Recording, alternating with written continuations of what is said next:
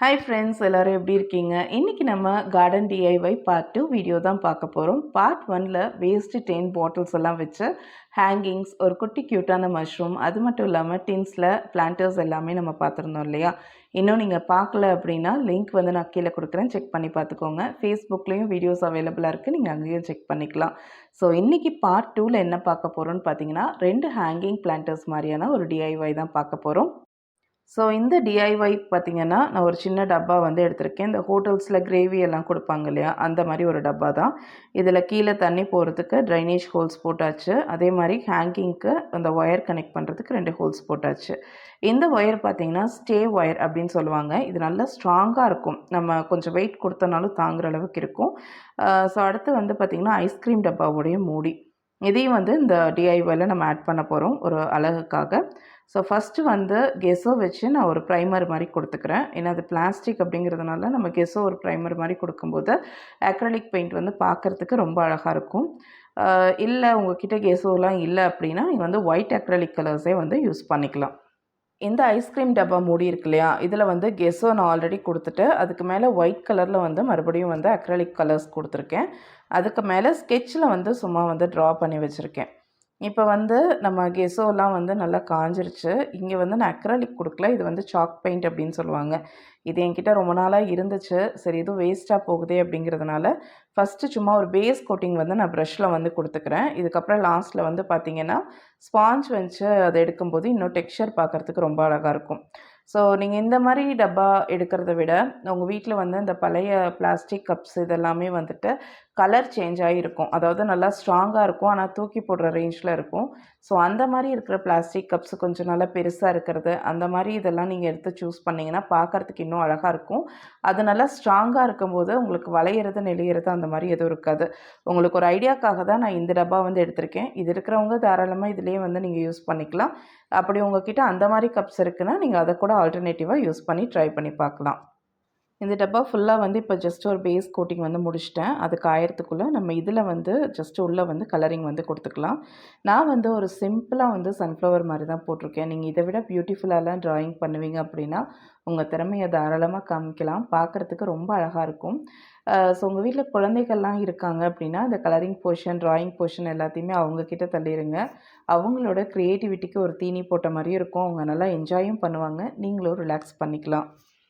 DIY பொறுத்தளவுக்கு நீங்கள் ரொம்ப பர்ஃபெக்டாக பண்ணணும், அது பியூட்டிஃபுல்லாக வரணும் அப்படிங்கிற எந்த அவசியமே கிடையாது. இது வந்து ஜஸ்ட் ஒரு மைண்ட் ரிலாக்ஸேஷன் மாதிரி தான். ஒரு யூஸ்ஃபுல்லான ஒரு விஷயத்த பண்ணுற மாதிரியும் இருக்கும். அதே சமயத்தில் நம்ம ரிலாக்ஸ் பண்ணுற மாதிரியான ஒரு விஷயமும் இதில் இருக்கும். ஸோ அதனால் தாராளமாக சின்னவங்கலேருந்து பெரியவங்க வரைக்கும் இதை கண்டிப்பாக ட்ரை பண்ணி பாருங்கள்.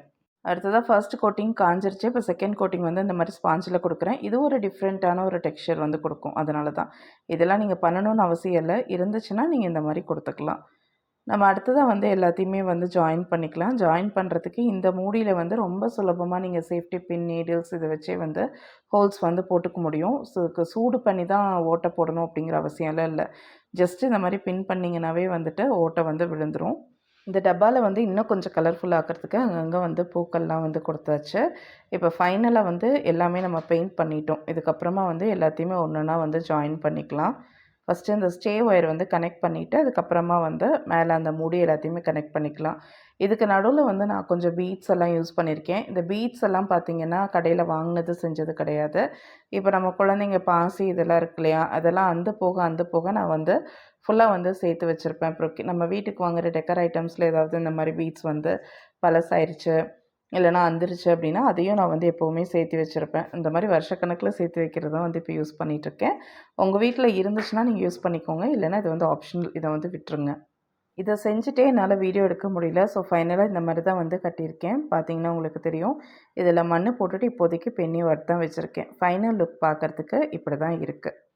இது வந்து ஒரு பக்கம் லைட்டாக சாஞ்ச மாதிரி இருக்கும். நீங்கள் அந்த ஹோல்ஸ், அந்த ஸ்டே ஒயர் போடுற ஹோல்ஸ் இருக்கு இல்லையா, அதை கரெக்டாக சென்டர் பொசிஷனில் பார்த்து போட்டிங்கன்னா இந்த பிரச்சனை வராது. ஸோ இது எப்படி இருக்குது அப்படிங்கிறத மறக்காமல் கமெண்ட் செக்ஷனில் சொல்லுங்கள். அடுத்ததாக ரொம்பவே சிம்பிளான க்யூட்டான ஒரு டிஐஒய் தான் பார்க்க போகிறோம். இதுக்கு வந்து ஒரு ஓல்டு பிளாஸ்டிக் பவுல் எடுத்திருக்கேன்.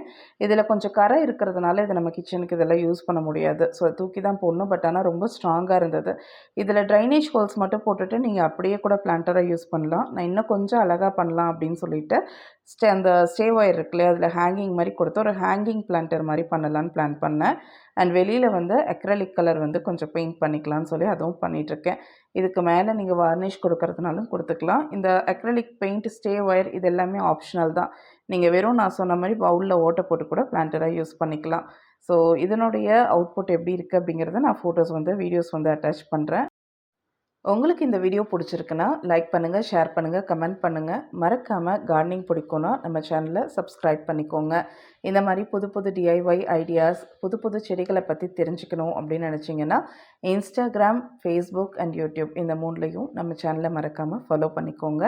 அண்ட் உங்களுக்கு எந்த டிஐஒய் பிடிச்சிருக்குன்னு மறக்காமல் கமெண்ட் செக்ஷனில் சொல்லிடுங்க. இன்னொரு வீடியோவில் பார்க்குறேன். நன்றி, வணக்கம்.